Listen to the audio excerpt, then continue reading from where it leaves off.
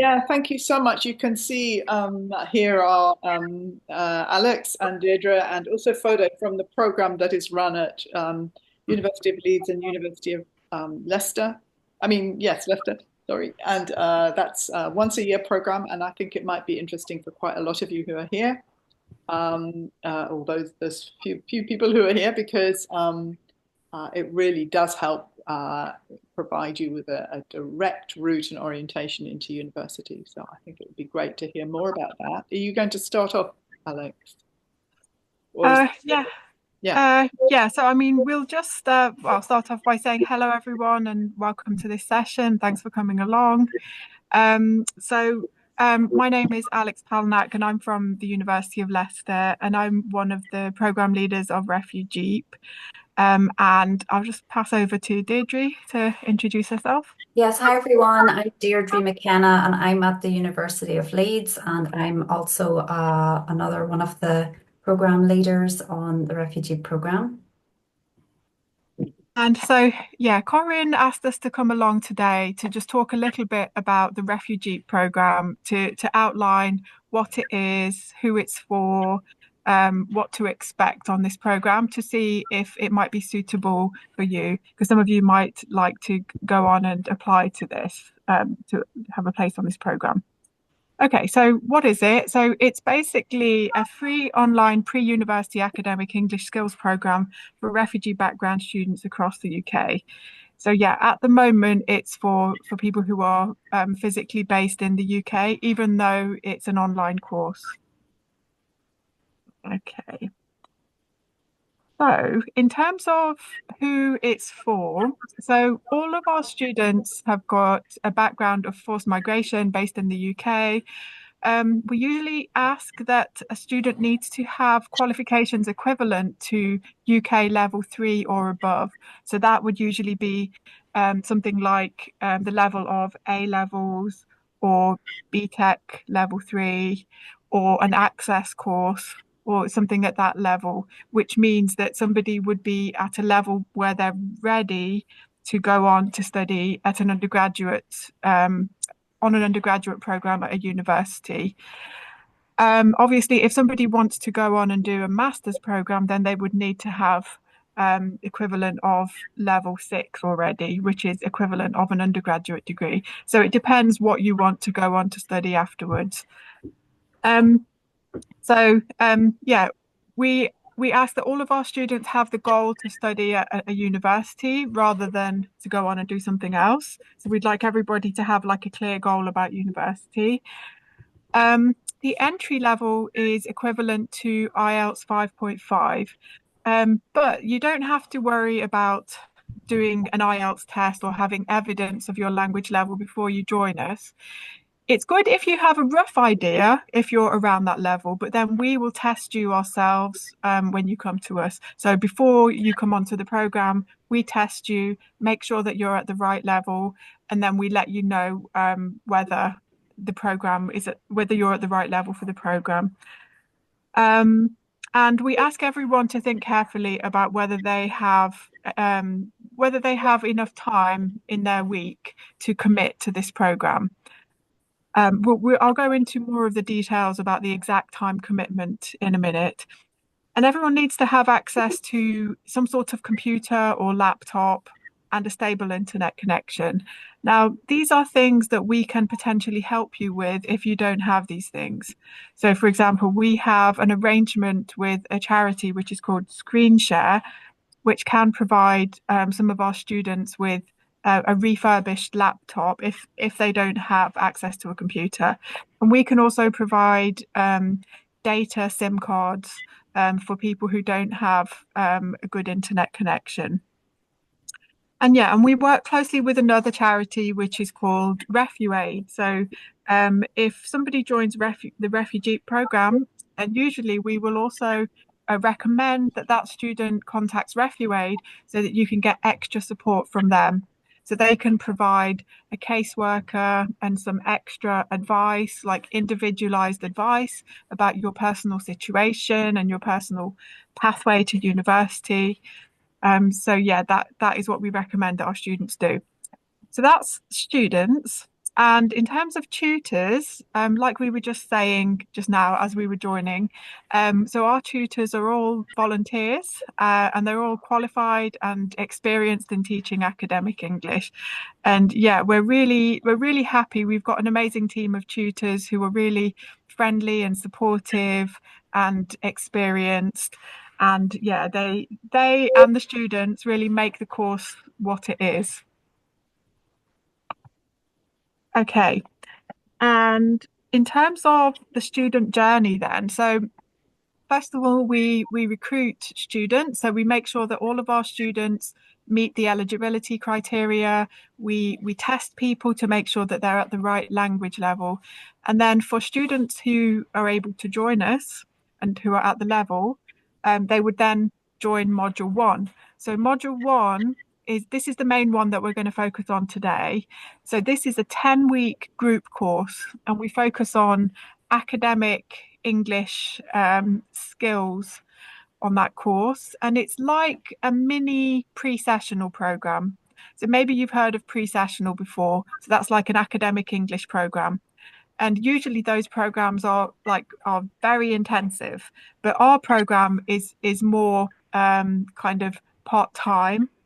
It's still a big commitment, so you still need to think carefully about joining it, but it's less intensive than one of these full-time academic English courses.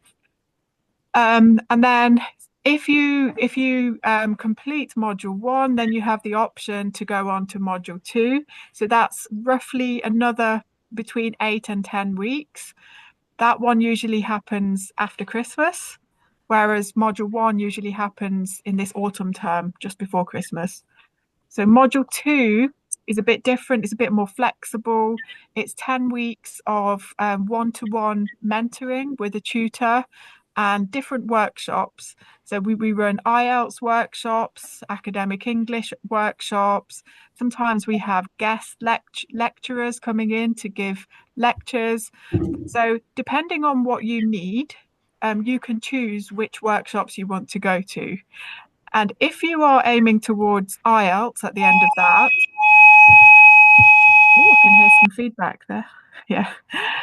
If you're aiming towards IELTS at the end, and if you are being supported by RefugeEAP, then they may be able to help to pay for you to take an IELTS test, which will then be recognised by universities, by pretty much all universities, so that you can then use that to apply for a degree programme. Okay, so I'm going to now pass on. I'm going to pass it over to Deirdre, who's going to give you a bit more information about module one. Thanks, Alex. Okay, so module one, as Alex mentioned, that's the 10-week course that we run in the autumn time. So it starts end of September or start of October. And at the moment, this is how we're focusing module one. So like Alex said, it's like a part-time pre-sessional, and we're aiming for students to get to know about the language and skills that they would need to study in a UK HE course. So that could be undergrad or master's course. Okay, so we're thinking about things like time management and writing skills and the type of language that would be necessary for any course you would study. And we're also looking at the United Nations Sustainable Development Goals. So you might have heard of those before, but if not, it doesn't matter. There's 17 goals. They focus on big picture topics, things like poverty, education, environment, and so on. So we use those goals as a way of focusing our themes on the module. So we get you to evaluate them and look at them through a critical lens. And as well as that, we also ask students to do work on becoming more reflective and think about what areas are you already quite good at, what things do you still need to improve on. So we help students to focus on the areas that they need to develop more. So it's some work that's done with the personal tutor as well. And as you know, when you're studying, time management is something that's very important. So that's another key area that we help students to improve on. Okay, and then moving on to the next slide. Yes, so as we mentioned, Module 1, it's part-time and it's online and it's like a pre-sessional course. So it actually runs for 11 weeks. So we have 10 weeks of teaching plus a week before teaching starts, an induction week to make sure students understand what they need to do on the course. And you would meet a tutor twice a week in two 90-minute sessions. So we've got 3 hours of work in a group with a tutor. And then, as well as that, you need to do some work by yourself outside of class, maybe for preparing for the next class or working on an assignment, those types of things. So you would need to work around a minimum of 3 hours a week on that. And we also provide tutorials with a personal tutor. So you would have 2 or 3 tutorials with a tutor in Module 1. And as I mentioned, we're using the themes of the United Nations Sustainable Development Goals, and we've used some materials from one of these. This book, which you can see on the screen, is called Develop EAP, and EAP stands for English for Academic Purposes. And as well, as I mentioned, personal study development. So focusing on goals and developing your goals. So those are the two main themes on the module.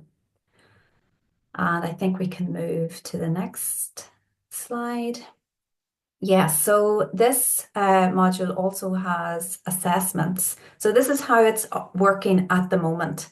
We might review things and make some changes for next year, but at the moment we have weekly formative assessments. So those are like small tasks which help you build towards the 2 final assessments. And the final assessments are a group essay, which is worth 50% of the final module score.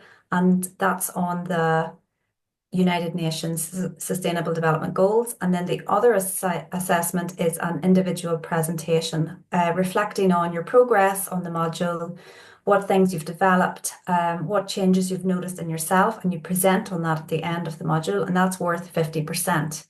And then after Module 1 is completed, we will give you the opportunity to get a certificate to show that you've completed the module, and that depends on how much you've attended and if you've managed to complete your assessments or not.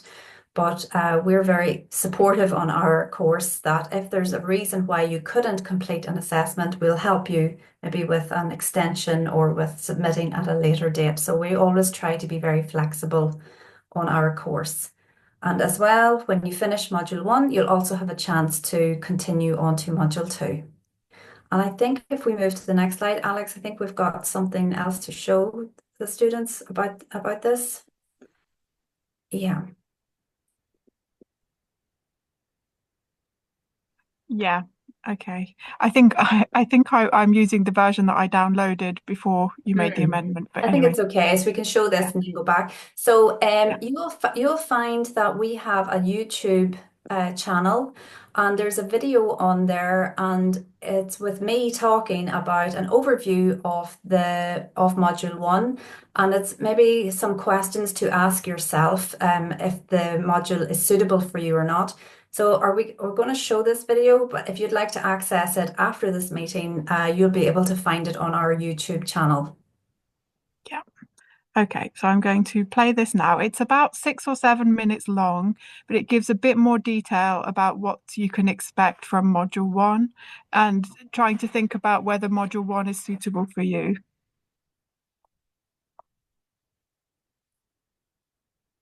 Although actually, it may not be playing from this version. Okay, yeah, I think maybe when I downloaded it, it didn't. Can we open up YouTube and look at it from there? Yeah, I'll do that. Yeah. Oh, okay. It will just take me a minute just Yeah. to No just to worries. find it. Yeah, sorry. Well, how about so far, maybe I'm happy to answer any questions if somebody wanted to check something or ask something from what we've talked about so far. Could you talk about the schedule for it, Deirdre, when it starts and applications and that stuff? Yeah, so usually we open up our application portal in about May time, so before the summer. And then we accept applications until probably around start of August. And after that time, we look at the applications and see who's suitable. So around start of August, late July, start of August, we interview students, help them if they need to do an English level test, and then we do the placement then after that. So the course would start end of September, start of October, and it runs until mid-December. So that's the schedule for Module 1, and then the schedule for Module 2, it starts from the end of January and it runs for 10 weeks up until Easter time.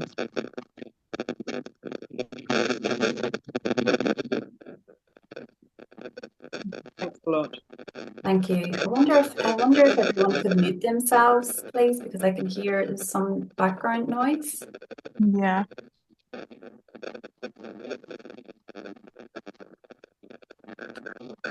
Corinne, would you mind seeing if you could mute everyone just because of the crackling? Yeah, I'm trying. Okay.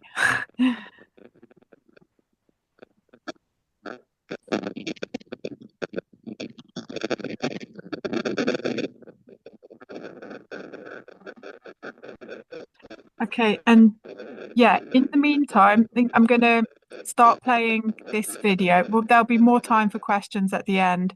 But so yeah, now we have an opportunity to just get a little bit more detail about the program. It looks like everybody's muted, although there's still a bit of noise. So anyway, I will. Hi there, welcome to this brief introduction of the RefugeEAP course. We're really pleased that you're interested in joining our course, but want to make sure that the course is suitable for you. So let me first introduce myself. So my name is Deirdre McKenna, and I'm a course leader on the RefugeEAP course, and my co-course leader is Aleks Palanac. So I want to tell you a little bit more about the RefugeEAP course, and I want to give you some questions to ask yourself to make sure the course is suitable for you. Firstly, let's think about what we want students to achieve on this course. So we want you to develop awareness of the language and skills required for studying in a UK higher education context. So this is a pre-university course for students who are hoping to go to university in the future. The examples of the language and skills we want you to develop are formal written language, presentation language, and time management, independent study, group work, skills, and referencing. We also focus on the following themes. We're using the United Nations Sustainable Development Goals as a key point for you to discuss during our classes. And we also ask you to work on personal goals. So you might say that this is not a typical English course. So it's really important that you understand that this is a university preparation course.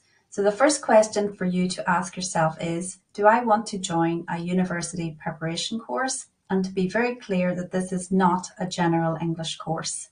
So think about if that is right for you or not.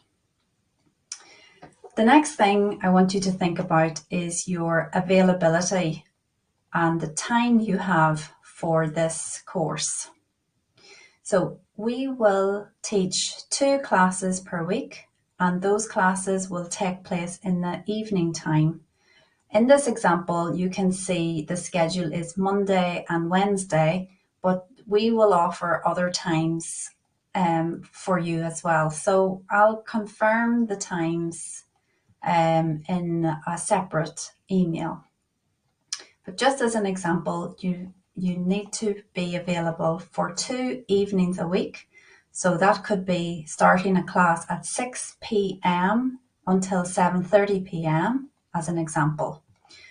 It's also important to realize that this course does not just have taught sessions, but we also have independent study, which you need to do before coming to class. So that means that as well as 3 hours of class per week, you also have to do some independent study hours. The minimum amount of time for that is 3 hours a week. And you also have to think about how long the course lasts for. So we have 1 induction week and then 10 weeks of teaching. So think about your availability. Can you commit to this for 11 weeks? So the question for you to think about is, do you have time to commit to 2 online sessions per week for 11 weeks? And that's 1.5 hours for each session. If you're not available in the evening time, then unfortunately the RefugeEAP program isn't for you at the moment. But if you are, then that's great. So hopefully you'll be able to fit the times that we have available. So as I mentioned previously, independent study is a really important part of this course. So you should know by now that you will have 3 to 6 hours a week to work on this. And it's really important because universities expect students to work independently, and we want you to develop those skills.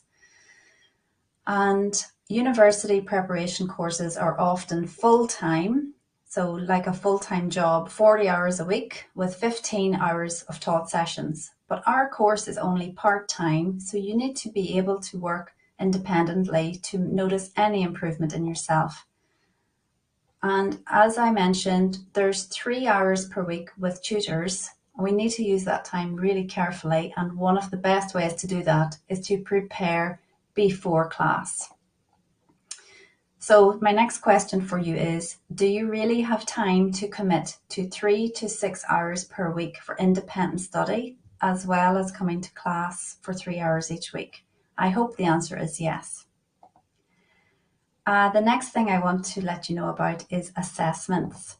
So we have a number of different assessments on this course. You will complete regular formative assessments and tasks, which means small pieces of work that you submit regularly. And then you have 2 final assessments. The first one is a written assessment. It's an essay worth 50%. And the second one is an individual presentation, also worth 50%. So here's my next question. Do you have time to prepare for and submit regular assessments? So these are a really important part of the work that you would do on the course as well. So my final points are, I really want you to think about if the RefugeEAP course is right for you. So please make sure you want to study on a pre-university course, not a general English course. Make sure you're available for 2 evenings per week to attend our online classes. Make sure you can manage the independent study time. And we know that lots of people have other commitments like work, caring and childcare. So we hope you could manage to balance everything. But if you can't, then it's okay, but maybe the course isn't right for you at the moment. And you also need to be prepared to submit assessments. The last thing I want to say is, if you're not sure and you're wondering if the course is right for you, then please continue with your application. We will do our best to support students as best we can. I hope this information has been useful for you.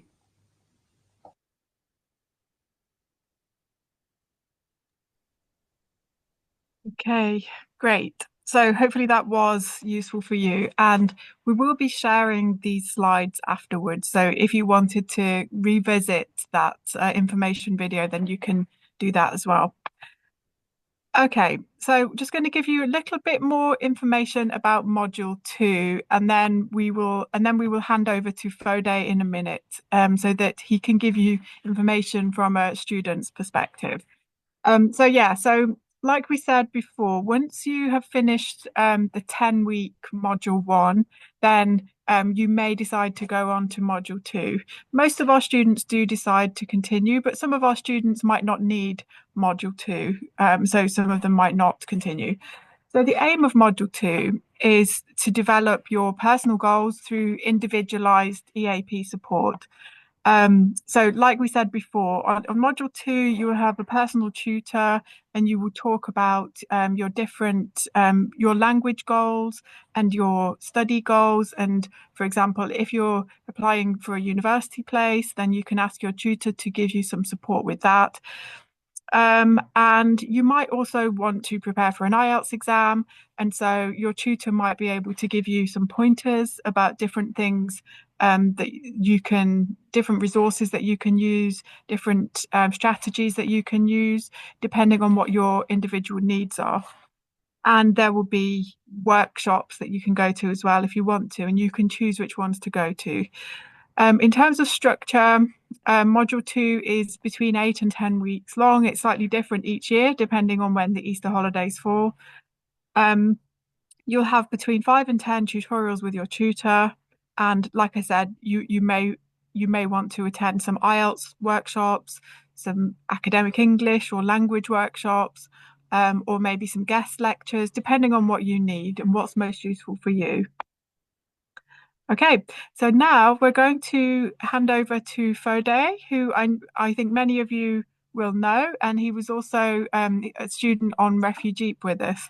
So yeah, Fode, we can can you unmute yourself if you're ready?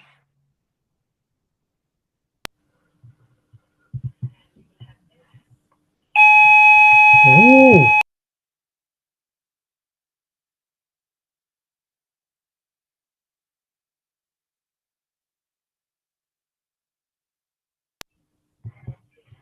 Hello. Hi, Fode. Yeah, sorry, I'm in the hotel and they are testing these alarms, so that's why they are on and off.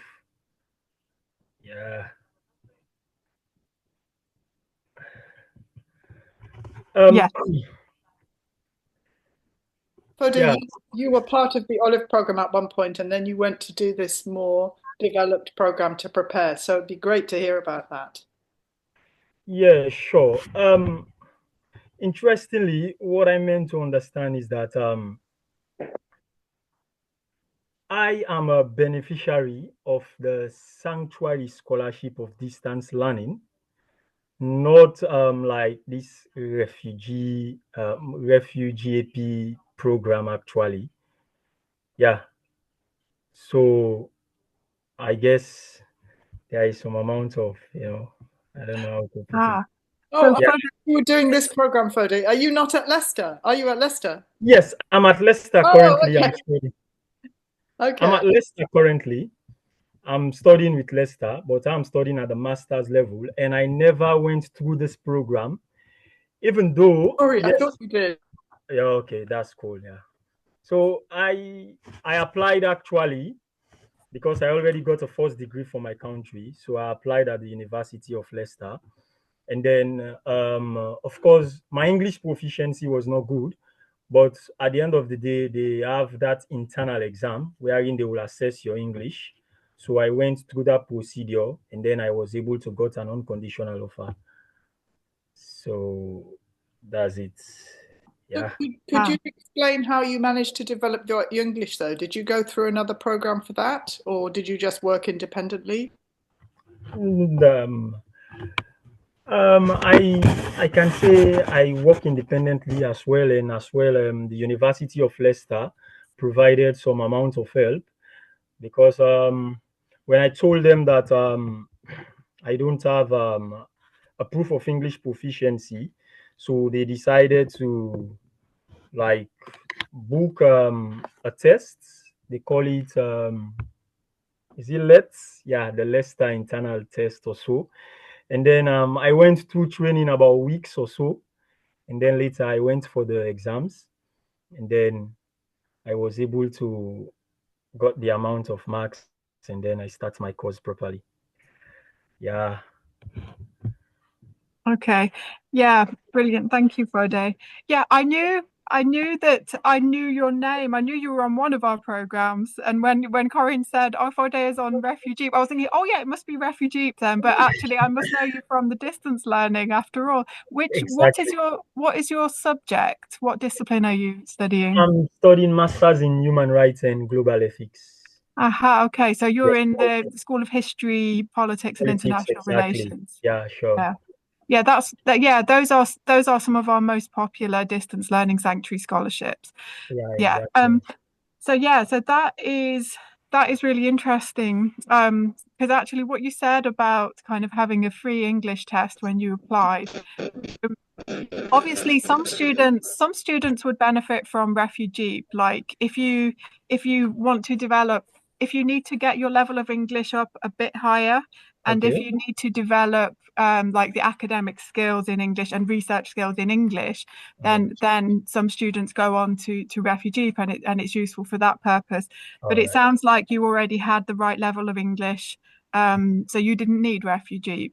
Yeah, So you were able to go straight on to the distance learning masters. exactly. And Exactly. yeah, so I mean, so Leicester, like Leeds and like many other universities nowadays, usually if somebody's got a refugee background, they usually will give you an alternative test, like an in-house test that they can do, or some sort of funded test like Duolingo English test or something like that.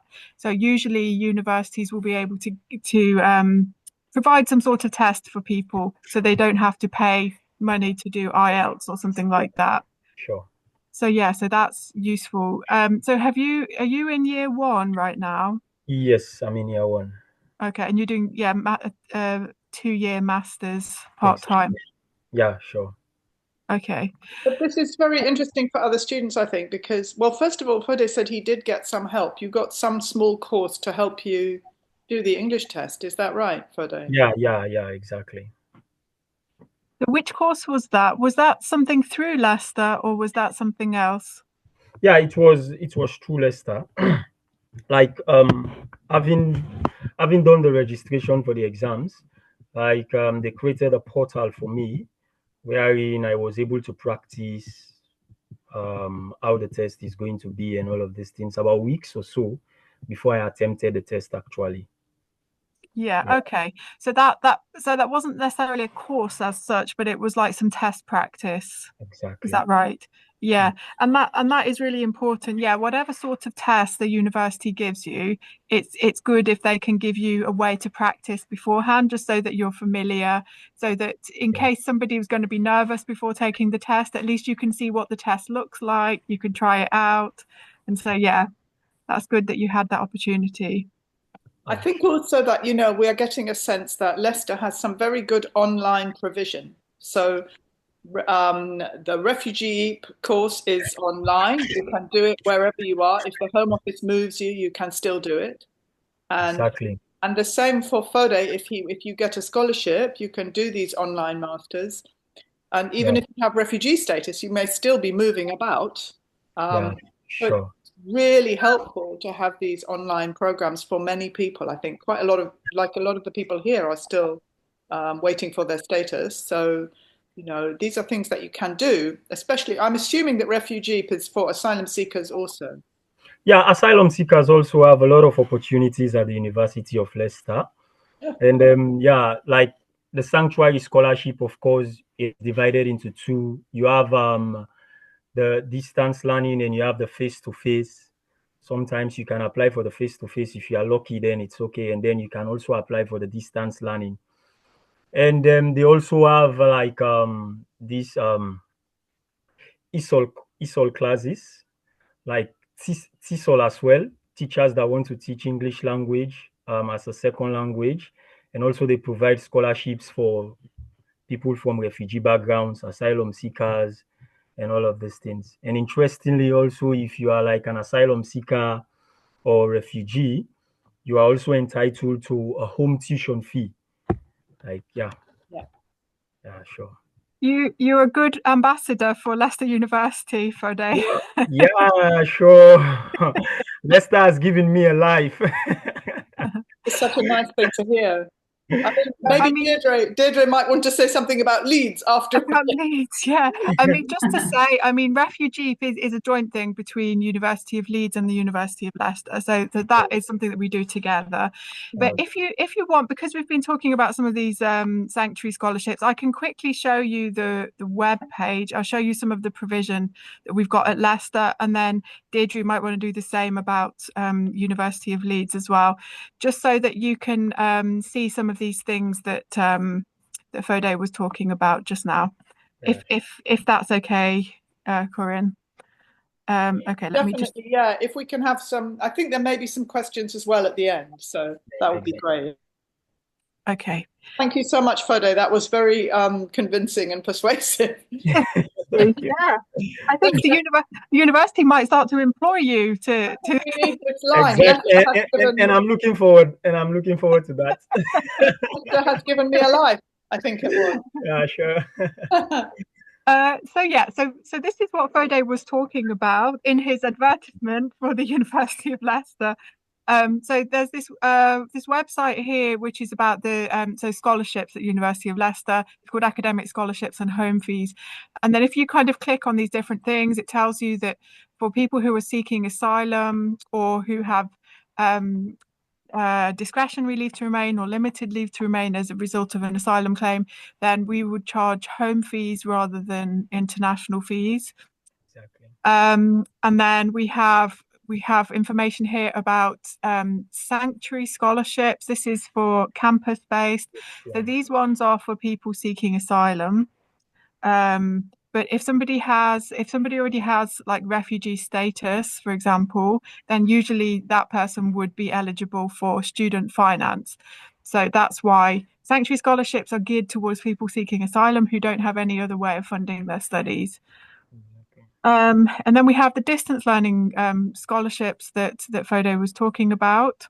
And if you, hopefully you can see this page. Can you see this page which says distance learning? Yeah, sure. Okay.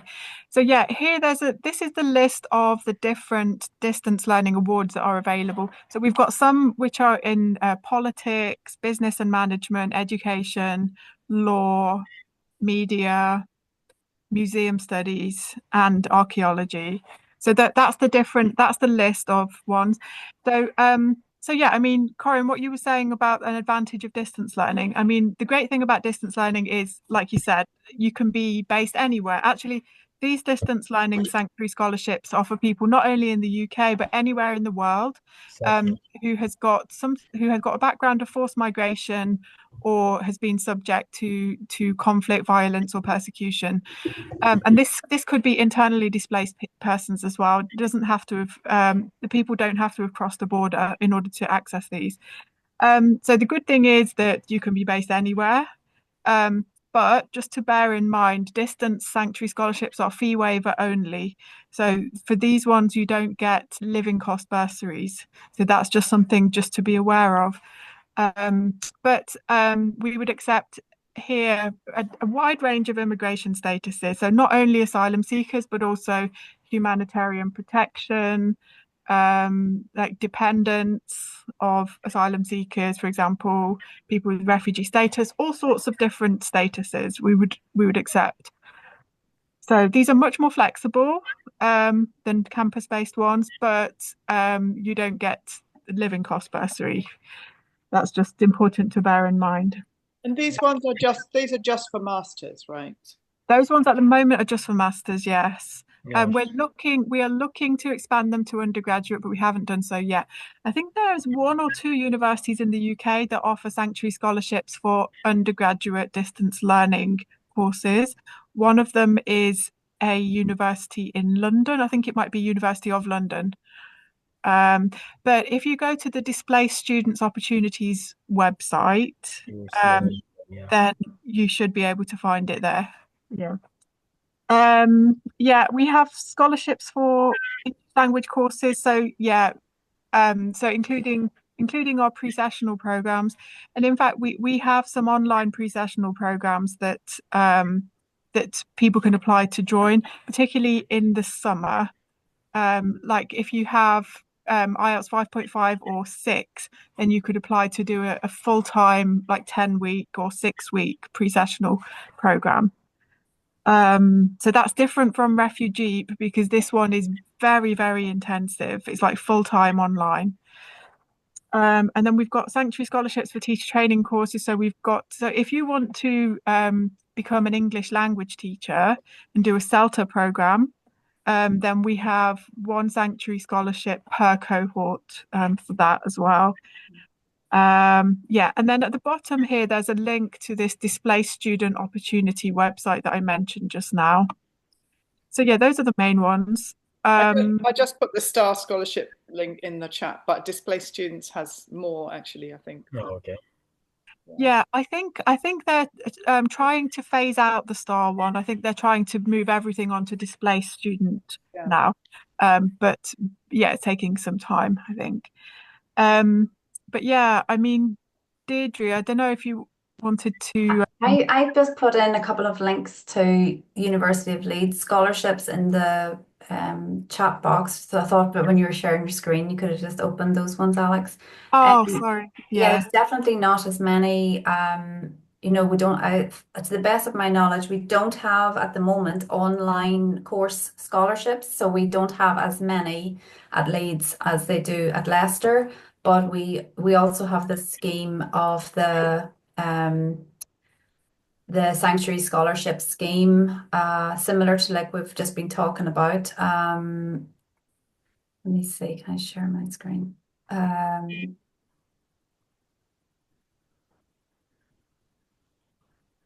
This changed on Zoom since the last time I shared my screen. It's like different. Yeah, so it's just to show you we have something similar, and it's for undergrad or masters. Yeah, so that's information is there about that. And then our business school also has our business school. So anyway, the details are here about what's your eligibility and what situation you need to be in before and what status you must have and so on. So that's all there. And then our business school, I think, also has a separate scholarship scheme as well. Yeah, so they offer a separate scholarship through the business school if you apply for one of their the business school's courses. Is it this one? No, it's not that one. Maybe is it that one? It's on. Yeah, so I think I've gone back to the same place. I had it a moment ago. I seem to have lost it. Sorry, but anyway, yeah. So our university does have scholarships, but not that many. Not as many as Leicester. as Leicester. Yeah, Leicester has got like a lot. Yeah, sure. Yeah. Yeah, and again, that's on it. You have to be Leeds based, right? That has to be in-person one. So the ones that are offered by Leicester, those are amazing that there's so many and they're all distance. That's fantastic. I think to think about though for people here who might not be in Leicester or Leeds or Cambridge or Bristol or anything is just think about these are examples. You can find these all over the country. Yeah. Yeah, So sure. it's an array, a range of different possibilities. Sanctuary scholarships, other kinds of scholarships that the university has, which can sometimes be open to refugees as well, not just asylum seekers. Pre-sessional programs, preparation programs. And then also I put a link because in Bristol they have foundation programs that are open access. Very easy to get onto as long as your English is okay. Doesn't have to be brilliant English. And then those courses take you straight into a degree. So they are not just courses for refugees, but quite a lot of refugees do take those courses. And there are scholarships for them as well. So it's worth thinking about what Aleks and Deirdre are saying as examples of what you might find wherever you go. But in Leicester's case, it is all online, so that's also great. Yeah. And have you found?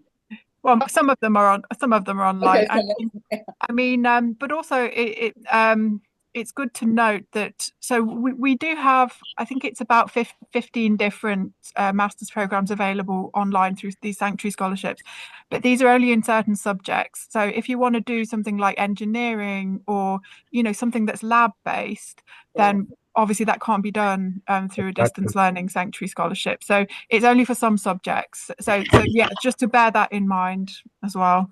Yeah. So I mentioned something as well. Social sciences, arts and humanities. Yeah. Yeah. I was going to say that I'm one of the panelists on the Sanctuary Scholarship Committee at Leeds. So I was involved in the process last time of who they chose to give the scholarships to, and that was very interesting. So being on the panel, the thing that they really wanted to see was that the prospective students, that they had a kind of they were quite clear on what their goals were, and that they didn't, so some people got kind of ruled out a bit because their answers were too generic, too general and not specific enough. So I think it's something to think about if you're going to apply for one of the scholarships, that you've got a very clear reason of why you want to do that and what's your future goal, what's your aim, because that's something that the students who were awarded the scholarship were those who had a clear vision of how their future was going and how that course would help them to reach their goals. The students who kind of maybe used ChatGPT or something to get like a very general answer, those were the students who didn't do so well. It was the ones who had a very personal application and were able to explain their goals and why they were in a good position to do that. So it's just something to think about, even if you're not in the position yet to apply for something. Maybe you're thinking about how would you explain what your goals are and what your reasons are for wanting to do that course in the future, and to start thinking about practicing interview skills as well. That's something you could work on in the meantime before you put in an application. That's great advice, Deirdre. And the Olive students actually have tutors, one-to-one tutors that they can use for interview practice if they wanted to. So it's great. Yeah, we had a couple of students that on paper their applications looked really good, and then they just couldn't answer the questions well, or maybe they got so nervous or something like that, and that was something that held them back, and it felt like, oh, if only they'd practiced a little bit more, maybe they could have explained their case a bit better, and yeah, we had some students who just seemed so nervous that we really wanted them to know this is a very we want you to do well. We're not trying to trick you. We're not trying to we want you to do your best, and please relax, and it's a comfortable situation. But yeah, some students, if they had that opportunity to practice, I think it would have helped them so much. Thank you so much. I wonder can we ask for questions? I can see Beletta there and a few other people who might have questions. For Fode or for other guests here. Do you have any questions? I know Beletta is thinking of doing, I think you're thinking of doing digital marketing, right? As a master's? Are you talking to me? No, I'm not talking to you. I'm talking to Beletta, who I can see there. Okay. I don't know if he is able to come off mute. You're still on mute, Beletta. Yeah. I have plenty information from this discussion. Thank you for being your team. I have actually, as you know, my courses already are taken in English in our country. Yeah, starting from primary school to university level. I need from this discussion, I understand that I have to have a language test rather than taking these courses like 4 day, like 4 day say it. So if so, I have to prepare myself for assessment test. Then I will choose the courses from available from online courses or whatever courses. So my background is focused on business. My first degree is marketing, and second degree is business administration. So I have to move towards that. So if it is available, I have to engage in that form. My status is I'm an asylum seeker. I'm waiting the big interview. So in that way, I will prepare myself to join master's program in other form of business courses. Yeah. This is what I have to say for the time being. Actually, some of the business courses available online, Alex, in the way that you were describing, or not? Yes, we do have some School of Business masters available through the Sanctuary Scholarship. Yeah, sure. Yeah, I would have to go back and have a look to see which ones they are. We've got, let me have a quick look here. It might be very useful for people like Beletta who really don't know where they will be living in time. Yeah. So yeah, we have things like human resource management, risk, crisis and disaster management, security and risk management. So those are the three that we have through the School of Business and Management, available on distance learning. But if your chosen course isn't there, then there are a couple of other universities that do online courses. Like Open University has opened up some Sanctuary scholarships. I think they have maybe 12 per year. I'm not sure how many. I think they might all be masters actually, from what I remember. And then I think University of London as well. Another thing to mention, I think, what Deirdre said was really helpful about what we look for when we're awarding Sanctuary scholarships. Another thing to bear in mind is that I think most universities, when they're awarding Sanctuary scholarships, they also look at slightly different things from if they were awarding different types of scholarships. So for Sanctuary scholarships, we also look at what barriers to education have you encountered. So maybe we have two students who might be exactly the same in most respects. Maybe they're both excellent students, but if somebody has experienced more barriers to education, then we would give the Sanctuary Scholarship to that person. So for example, if somebody already has got a master's in a certain subject, and if somebody hasn't got a master's in a certain subject, we might give that scholarship to the person who hasn't had a chance to do a master's yet. So that's something to bear in mind, Belete, especially because you said that you've already done an undergraduate and a master's. So yeah, you just need to think about that. That might be, you might find that it's a bit tricky to get a Sanctuary scholarship because you have a master's, unless you can demonstrate that you really need to have a master's in a different subject for a specific concrete reason. So if you can demonstrate that in your application, like I have to have this master's because otherwise it's not possible to get a job in the UK, or maybe you're re-specializing in something slightly different, in that case, then that could be considered within the application. But I would just advise you to just make that really clear in your application. I think one example would be not just for Belete, but other people who have done marketing and business, but now all that has transferred to digital, so that you need to relearn digital marketing, digital skills, digital risk management, all these kinds of cybersecurity, these kinds of things. That might be. Yeah, exactly. So yeah, that would be a good way to approach it. Yeah. So I've got a meeting in 5 minutes.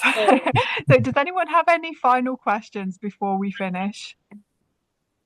Yosef or Zabiola, or there were some other people here. I'm not sure if they're still around. Oh, I think somebody's left actually. Any thoughts? Nah, not actually.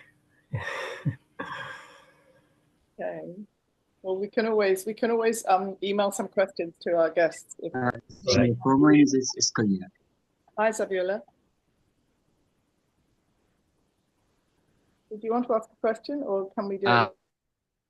Any question things. Cool. Do you hear me? Look, just Yes. about. Sabiola, can you say that again? I think you were cutting out a bit. You're muted at the moment.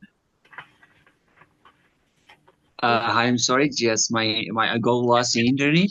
So I'm saying that I don't have any questions. So it's clear at all.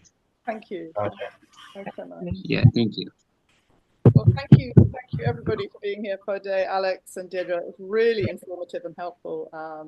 And we'll advertise it as the online in its online version as well on YouTube. So I'm sure people will watch that too. And the slides would be great actually.